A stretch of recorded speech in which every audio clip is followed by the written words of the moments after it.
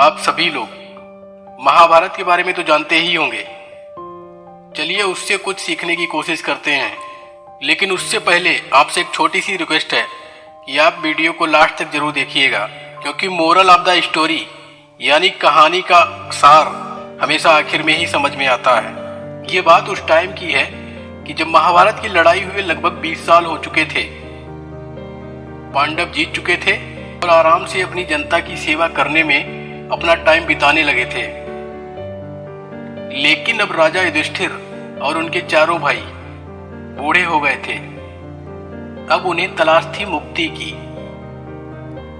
उन्होंने कुछ ऐसा सुन रखा था जो अगर आज किसी से कहा जाए तो लोग उसे पागल समझने लगेंगे।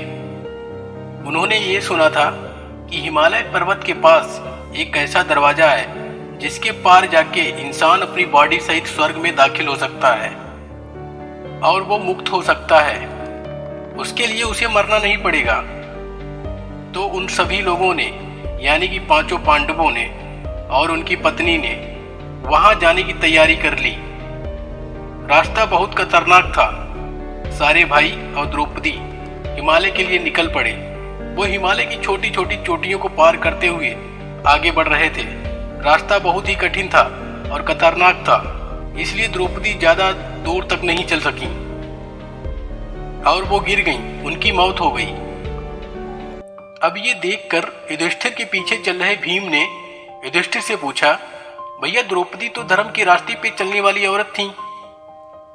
इन्होंने इतने बलिदान दिए, हमेशा धर्म की रक्षा के लिए लड़ती रहीं और इन्होंने अपमान भी सहा, तो फिर स्वर्ग से पहुंचने के पहले इनकी मौत क्यों हो गई?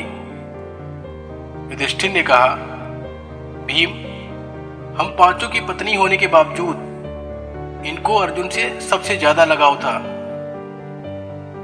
और इन्हें इसी बात का घमंड था। इसलिए स्वर्ग पहुंचने से पहले ही इनकी मौत हो गई। ये जवाब सुनने के बाद किसी ने भी किसी से कुछ भी नहीं कहा और सब लोग फिर से आगे बढ़ गए। थोड़ी दूर चलने के बाद सहदेव भी गिर पड़े। भीम के पूछने पर युधिष्ठिर ने बताया कि ये अपने आप को इस संसार का सबसे बुद्धिमान इंसान मानते थे, लेकिन अपनी बुद्धि का इस्तेमाल ये सही से नहीं करते। अगर करते तो युद्ध होता ही नहीं, इसलिए इनकी भी मौत हो गई। सभी लोग चुप थे, लेकिन करते भी क्या, मंजिल अभी दूर थी, इसलिए वो आगे बढ़ गए। थोड़ा और चलने के बाद एक और भाई नकुल भी गिर गए और उनकी भी मौत हो गई। भीम के पूछने से पहले ही युधिष्ठिर ने बता दिया कि इन्हें अपनी सुंदरता पर बहुत ही ज्यादा घमंड था और इसलिए इनकी भी मौत हो गई।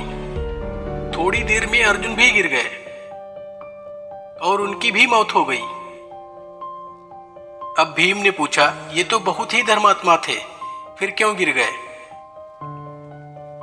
युधिष्ठिर ने बताया कि ये अपने आप को इस दुनिया का सबसे बड़ा वीर योद्धा समझते थे और इन्हें अपनी वीरता पे बहुत ही ज्यादा घमंड था, लेकिन इन्होंने अपनी वीरता के अनुसार काम नहीं किए, इसलिए इनकी भी मौत हो गई।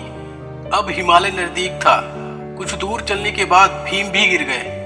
युधिष्ठिर ने कहा, तुम्हें अपने बल पे बहुत ही ज्यादा घमंड था, इसलिए तुम भी नीचे गिर गए और फिर खाते समय तुम किसी और के बारे में सोचते ही नहीं थे। अगर खाना दिखाई दे जाए तो सारा का सारा वहीं खा जाते थे। अब हिमालय की चोटी तक पहुंचने में ज्यादा समय नहीं लगने वाला था।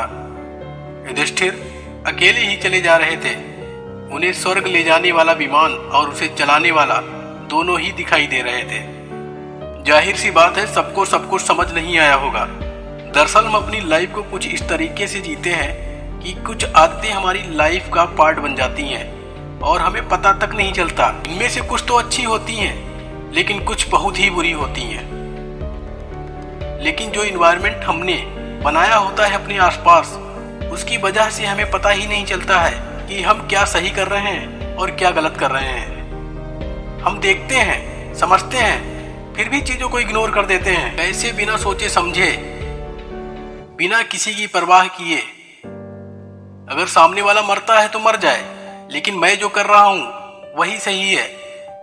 और यही चीज आगे चलकर बनती है हमारा सबसे बड़ा दुश्मन, यानी कि हमारा घमंड।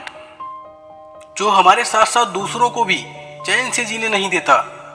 अगर हमें नॉलेज है तो उसका घमंड, हम सुंदर हैं तो उसका घमंड, अगर हम ताकतवर हैं तो किसी कमजोर व्यक्ति से हम बात तक नहीं करते, यहाँ तक कि हम प्यार में भी बंटवारा करते हैं। ये एक अलग तरीके का गलत एटीट्यूड है जो हमें ऊपर से नीचे तक लाने की दम रखता है। अब आप सोच रहे होंगे कि इसमें गलत क्या है?